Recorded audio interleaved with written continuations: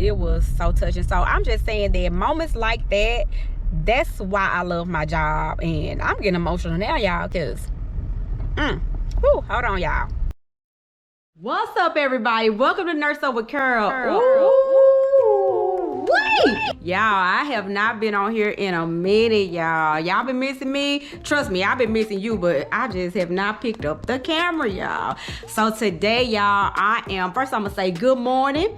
I want to say this is the day that the Lord has made, because I will rejoice and be glad in him, y'all. Who is him? It is Jesus Christ. Y'all, thank y'all for tuning in today. I think today I'm just gonna vlog today. I'm gonna let y'all go with me as I nurse up today. I got some patients that I have to see. Y'all, I'm making my rounds. I'm still that same hospice nurse. Y'all, I love my job. I love what I do. And one reason why I love what I do, because I'm able to introduce Christ to others. So that's what makes my job so easy, so lovable, because I know if I put Christ first, he gonna always put me first as well. So y'all, I am on my way out of the door, y'all. As y'all can see, I'm getting ready to walk out of here. So y'all stay tuned. Let's go. Let's nurse up. All right, y'all, I am back. I have finally gotten in my nurse mobile. Everybody know about my nurse mobile. Ha ha. I am getting my schedule ready. I actually already know who I'm going to see today. Just kind of looking at my little book that I have, my little nursing book, just to see what's going on with my patients, you know, things that I may have jotted down that I need to do today. So just making sure everybody's good. Basically, all of my patients really just kind of need like a little tuck-in visit, which is a visit just to, you know, check on them, make sure everything is okay. Might grab some vital signs while I'm there, and you know, just anything they need as far as medications. I may refill their medications and things like that. So y'all, I am like getting ready to back out and hit it, y'all. So y'all keep going with me as I get this day started and end this day with me, y'all. Okay, now let's go.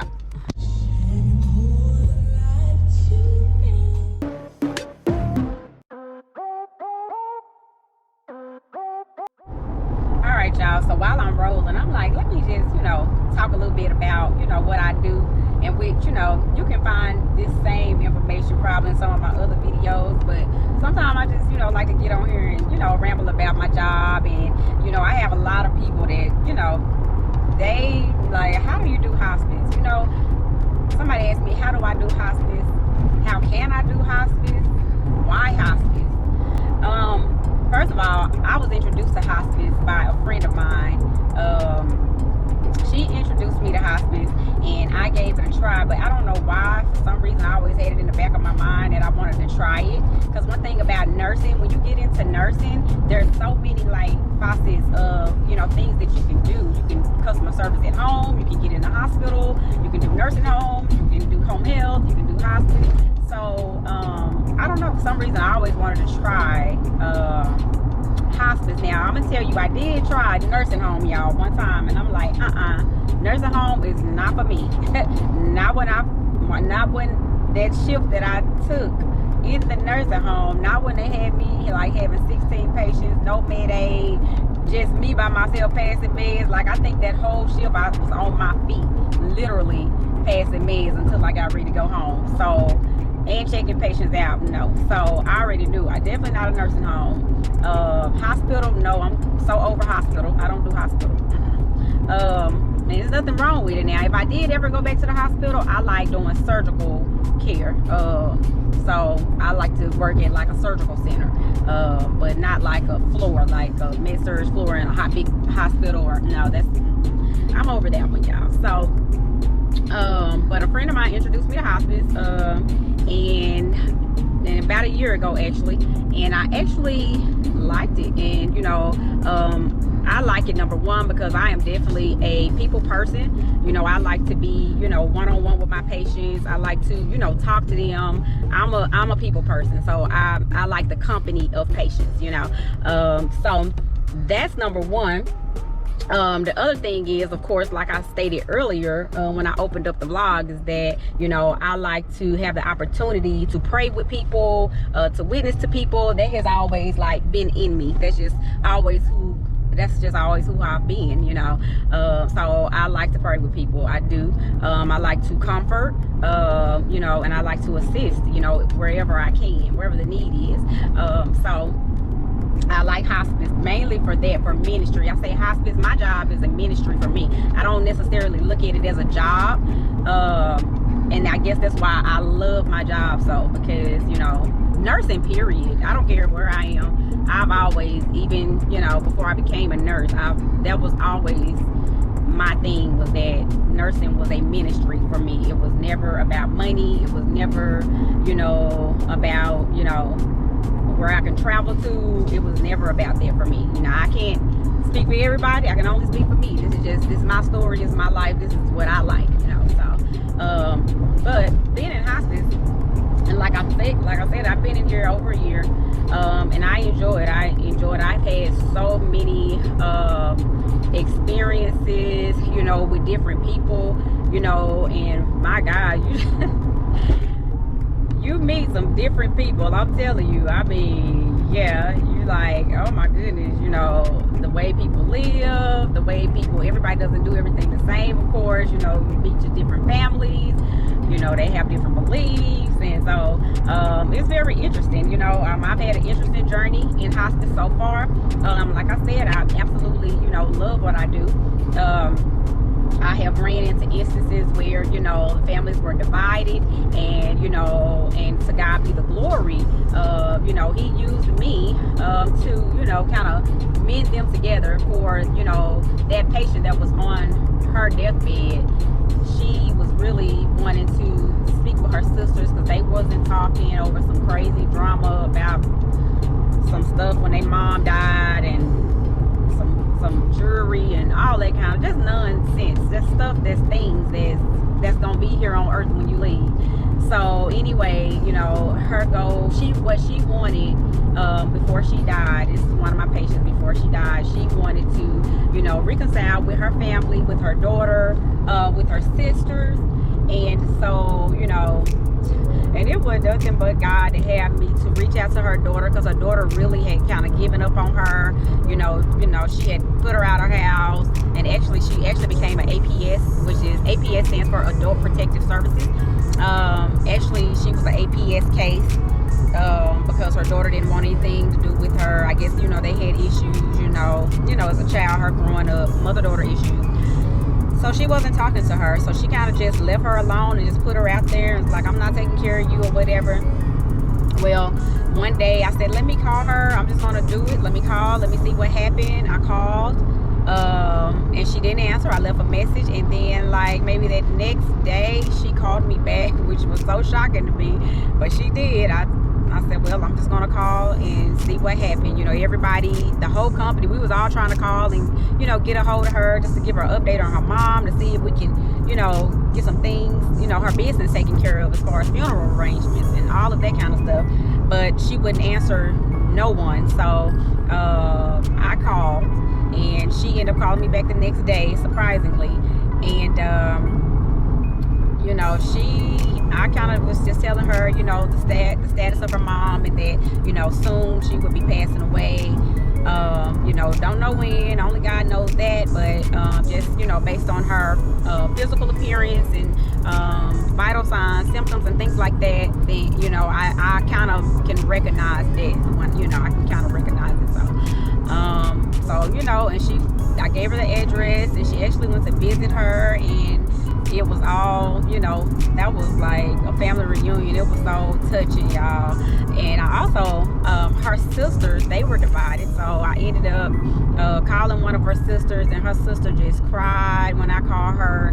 She was just so overjoyed that, you know, I called, and that she wanted me to call, because she was telling me that her sister, which was my patient, the one that was fixing to pass away, that she wouldn't talk to her over something that got broken when their mom died or something, just crazy stuff, you know. And so she cried, and she just said she had been praying for this day. And my God, so I told her, I actually was done with all my business that day, y'all, but I made a visit back to the facility where she was, just to put her on FaceTime, or just so she could see her sister, because her sister actually stayed out of town, and I knew her sister couldn't make it here. She didn't have the funds or whatever, so I said, well, I'm gonna FaceTime you and you can see her then. And I FaceTimed them, and when I tell you, if I could have gotten it on camera, like I really would have, that was so touching. Like both of them cried, cried, apologized, and wow, it was so touching. So I'm just saying that moments like that, that's why I love my job. And I'm getting emotional now, y'all, because hold on, y'all.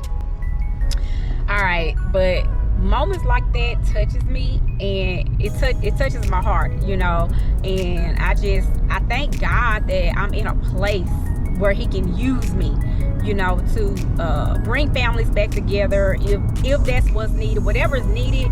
I'm a willing vessel. And y'all, I'm trying to hold it in. I don't know if y'all know, but y'all, that kind of, even just telling y'all that story, it just kind of brought me back into the whole scene of it.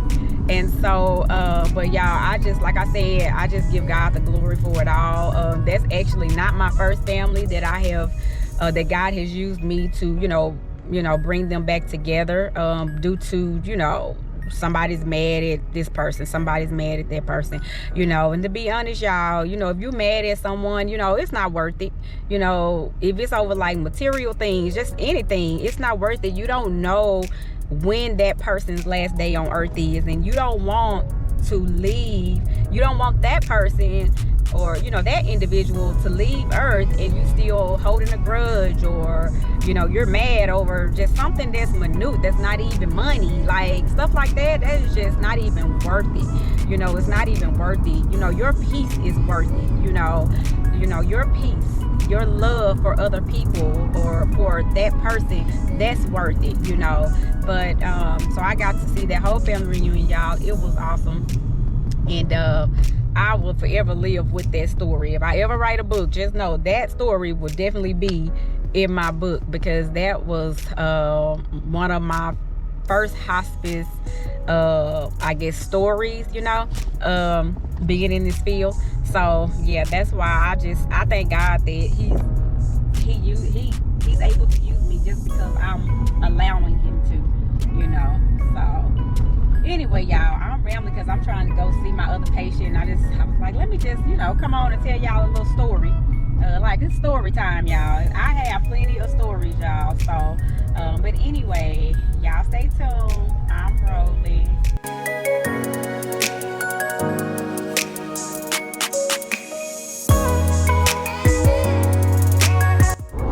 All right, y'all, I'm back in my car. I just got done seeing a couple of patients.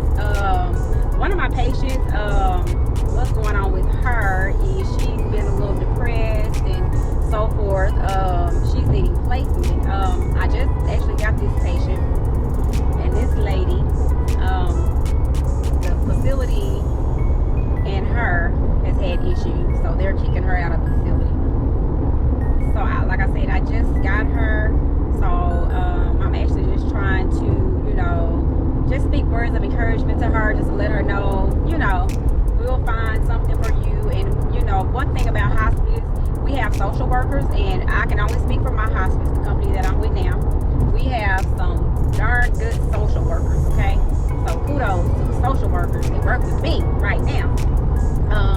So of course I turned all of that over to the social worker, and she's going to look for placement for her. So right now she's just kind of worried, that she has to be out by the end of the month, and she's worried she's not going to have a place to stay. So I pray with her. She asked me to pray with her, and I don't mind. I never mind praying, y'all. That's just me. So I pray with her, and just try to reassure her that something will come up. That's a need. God said he will supply all of your needs according to his riches and glory, and that's a need. You need a place to stay. It's not like it's a want, like you have one and you just want something bigger. No, this is an actual need. So just reassuring her that God is going to come through on her behalf. So I'm still praying that she gets into the facility that she desires. Then I just visited another patient of mine, and this is actually a brand new patient that I just received this assessment and just, see, what things my patient would need in order to make her comfortable. So I'm gonna, place order for some antiseptic cream and things like that, some foot pads, because she is a bed-bound patient, and we don't want her feet to start breaking down. So immediately, my thought is, let's get her some foot pads. Whether she wear them or not, I'm gonna go ahead and order them. It's totally up to the patient, but I'm gonna order her foot pads. I'm gonna order, some cream. She is, of course, bed-bound. She doesn't have a catheter. That was one of my suggestions to the family, since she does not get out of bed, and just the stressors of having to change her when she urinates and to prevent skin breakdown from her urine. So I did suggest to the family about a Foley catheter, so they'll get back with me on that. But on my initial visit, when I first get a patient, I do all of that assessment, and I also educate them on my hours of operation, what number to call after hours, and all of that. So I kind of just, like a meet and greet kind of with them, just so they can, get to know who I am and how I operate. One thing about me, I do believe in taking really good care of my patients. Hey, every patient is not going to be happy with you. If you're brand new to nursing, I want to let you know that now. Do not get, sorry, this truck, we got a lot of things going on here, y'all. Hold on, let me pause and show y'all all this. Like, it's a lot of stuff going on right now, okay, on this street, which is the reason why I really do not like coming down the street. But anyway, so if you're brand new to nursing, I just want to say, you will have patients that love you, you will have patients that like you, and you will have patients that don't like you, and that's fine, okay? Long as you're providing the care that you need to provide, for them, then that's good. But hey, everybody's not going to like you, and it's totally fine. Like I said, long as you're in the right, long as you're doing what you are supposed to do. So it is what it is. But so yeah, that's kind of how I go about. I take good care of my patients, and I also in hospice, you also, if you're a new nurse, and you want to try hospice, or you're looking to come to hospice is a nice field to come to. I love hospice for a whole lot of things, but mainly too is because of I can set my own hours, kind of, sort of, per se. It's flexible. I don't have to be stuck in a hospital or stuck on a floor or stuck in a facility for 12 hours or 8 hours. I can see my patients as long as I see them during the week, on my schedule. That's what I love. So hospice is actually a good field to come in, if somebody out there was wondering. And also, you have a chaplain, you have a social worker, and you have an aide. Now, regarding the aides, I do, my particular aide, I expect for my aide to take care of my patient as I do. Anything else is not acceptable, not to me, because I know how I like my patients to be cared for, so. And mainly, I have not, to be honest, I've had pretty good aides, so so far.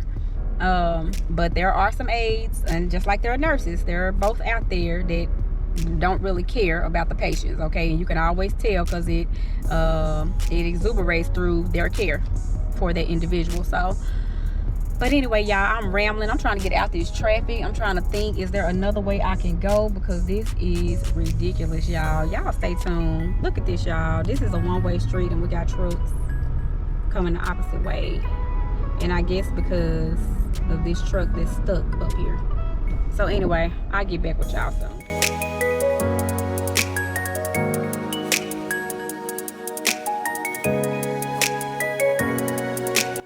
All right, y'all, so I am at my next destination, and that is, so once I get done kind of seeing some of my patients, I take my little lunch break or whatever, and my church have prayer, y'all, during the week. So I come to prayer. It's 1 hour. It starts at 12 at noon. So I come and I just get just refocus, just relax, refocus. And, as caregivers, whether you are a nurse taking care of somebody, you should take some time out for yourself just to refocus yourself. Just take a deep breath and refocus. So y'all, I'm getting ready to go into prayer. Y'all watch.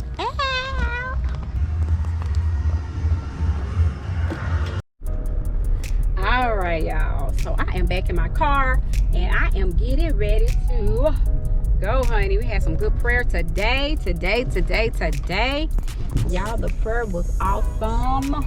Got a patient that I need to see. Received a call that my patient's Foley is leaking. So this will be my second time reinserting a Foley. I'm probably gonna try one more time if the patient allows. If the patient doesn't want a Foley, then hey, we don't have to actually put it in. Her caregivers can continue to change her. So I am headed that way so I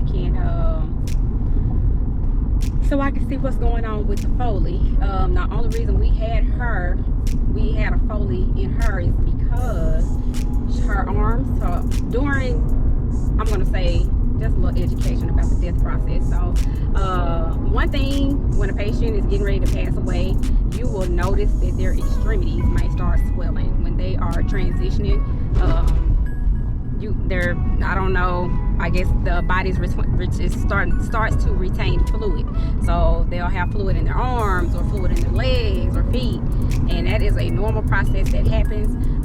So this particular patient, her extremities, especially her upper extremities, her arms were so huge. It was like the fluid was just building up in her upper extremities, not her lower. I mean, her arms had gotten really big. So I notified the doctor about it, and he ended up putting her on Lasix. Well, she's already on Lasix. What he did was just to increase the dosage. I think he did like 80 milligrams for 7 days, just to get some of that fluid off of her, and then she can begin her regular regimen. And so I checked on her. I went to see her the day before yesterday, and her extremities looked very good. Lasix is definitely working, but she is definitely peeing a whole lot now. So or urinating, sorry, urinating a whole lot. So not sure if that could be maybe why her catheter is leaking, because when the catheter is in the bladder, it's just a little bitty hole that's there for the urine to drain. So because she is taking 80 milligrams of Lasix, and so she's going to get this compulsive amount of urine. It's going to be a lot of urine, you know, that may cause her to urinate some versus it all going in the Foley. So anyway, y'all, I'm going to check on that. Y'all stay tuned. Let's go nurse up. What's up, everybody? Hey, y'all, I am back home from my long day's work. Y'all, it was awesome today. All of my patients are taken care of. All of them are tucked in well, just as I like. You know, when I say tucked in, meaning everybody should have everything that they need. And so I shouldn't receive any calls or, well, I won't receive any calls because I'm off work. But the night nurse should not receive any calls from any of my patients, and which that's how I like it. And so anyway, everybody's tucked in. So I'm back at home, getting ready to chart on a couple of patients that I didn't have time to chart on. So I'm getting ready to do that. And then I am going to call, oh, well, no, tonight, I gotta go to church tonight, baby. Tonight is church night, honey. So I got to go to church. So gonna do that thing. So anyway, you guys, I thank you for tuning in. God bless you. Peace.